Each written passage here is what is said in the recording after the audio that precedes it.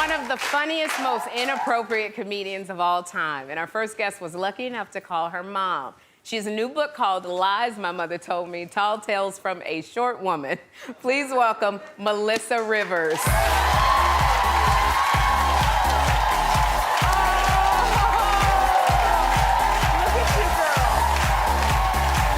Very color. Oh, thank you. I like the whole Dalmatian thing.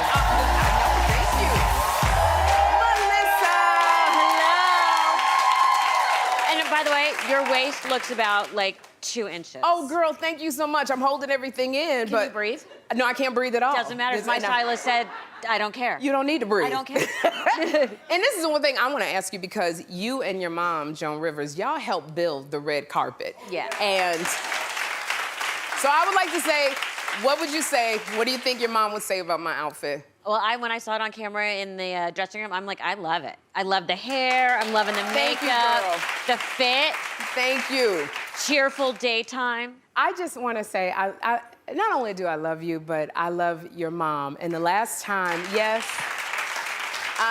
last time I interviewed you and JOAN Rivers was on The View. And that was the last time we got to interview her on The View. And that was a number of years ago. But I just have to tell you what she said to me. When I was released from The View, JOAN sent me an email and she said, "You're gonna work." And I said, "JOAN, do you promise?" And she said, "Funny girls always work." Yes. And I never forgot that. Yeah. Funny girls tend to work. Absolutely. Tend to work. And she worked so long, and it's now, we would have commemorated her 89th birthday last week. Yes. It would have been JOAN's 89th. She never would have admitted it. No, she wouldn't have told anybody, no, She would have sir. stopped at 85. Is there anything that you do special on her birthday?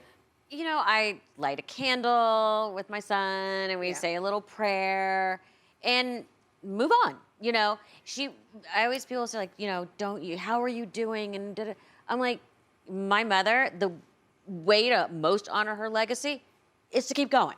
Yes.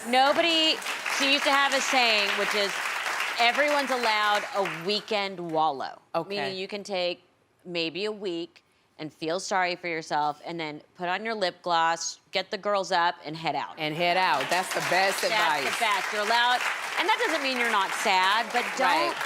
you know, the last thing she would want is me or Cooper sitting in a puddle. You know what I mean? Come on. And speaking of Cooper, your son, who I remember on your reality show that you and JOAN had, he is 21 years old now. Oh my gosh, look at this boy. 21. Yep. Does he have the funny gene, the acting gene? He wants to be in show business? He does not want to act. Okay. Is he funny? Yes.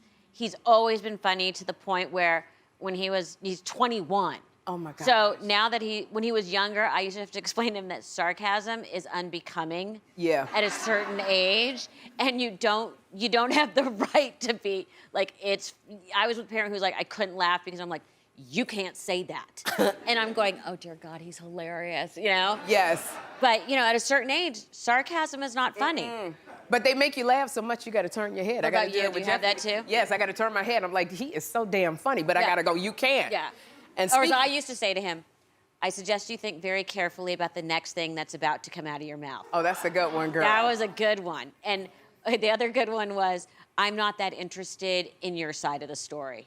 I like that one. That was a good one. That's the good one. You know, it's so funny how you are teaching Cooper. And speaking of teaching, in your book, Lies My Mother Told Me, Tall Tales from a Short Woman, what kind of stuff did your mother tell you? Well, Tell us about the book is not a memoir. Okay. It is not.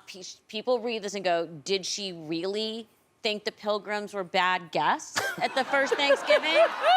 I'm like, no. You know, she knows they didn't move the place cards around. She's very aware of that. Marie Antoinette did not didn't get beheaded because she cut bangs and mumbled something about needing to eat something, and they gave her cake.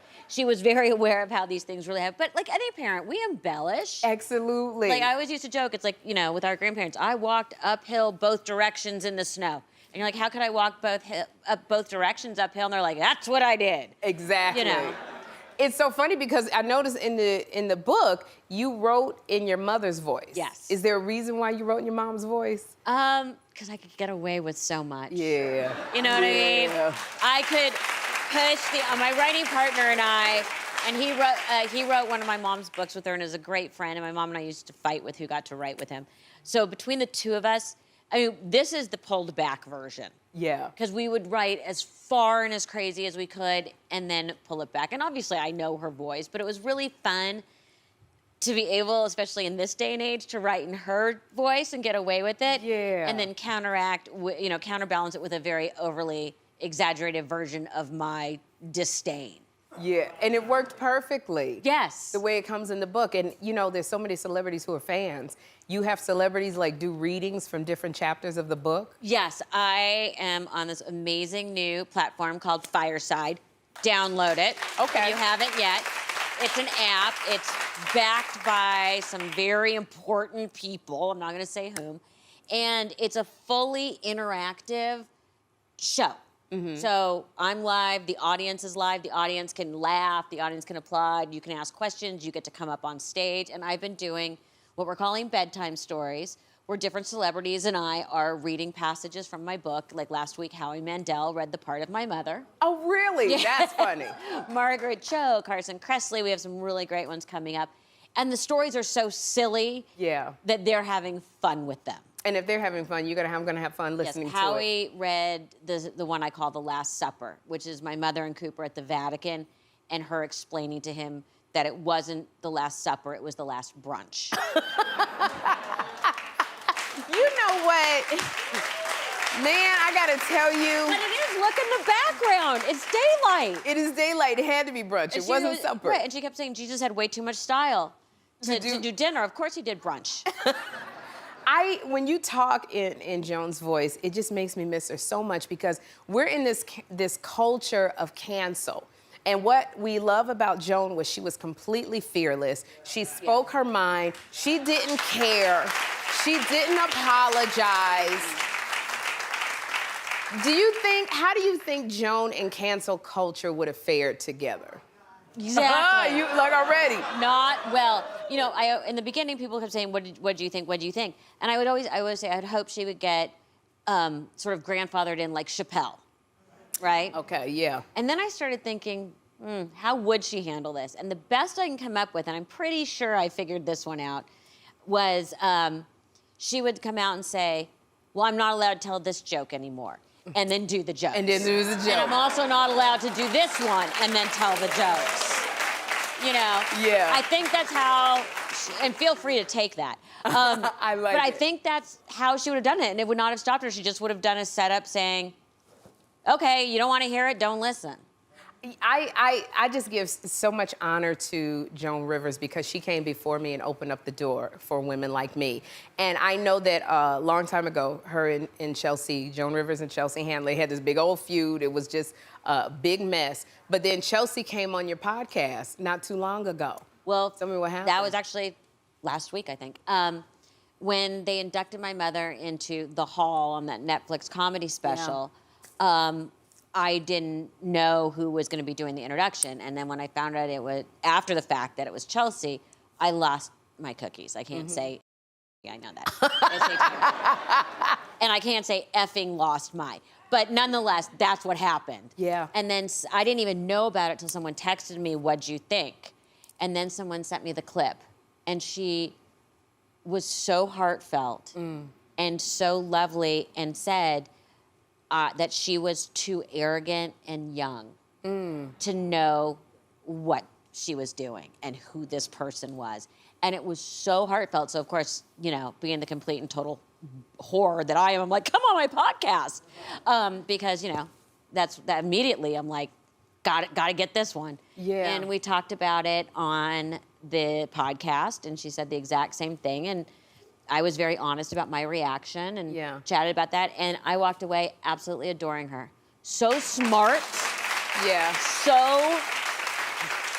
And I said to her at the end, the tragedy is you and my mother would have been friends. That's what I was going to say. They would have been such great friends. And a huge reader, smart, like, and I'm like, that's the tragedy. Well, but that's the thing. You and Chelsea are now friends and Hopefully. becoming and working, you know, like towards that. And Yeah. you are so your mother, because when I look at you, I'm like, I just want to kiss you because I miss your mama. No, I don't care. I'm gonna be like Joan. I just like, oh my God. I want to thank you for being here, Melissa. So pick up a copy of Lies My Mother Told Me in stores now.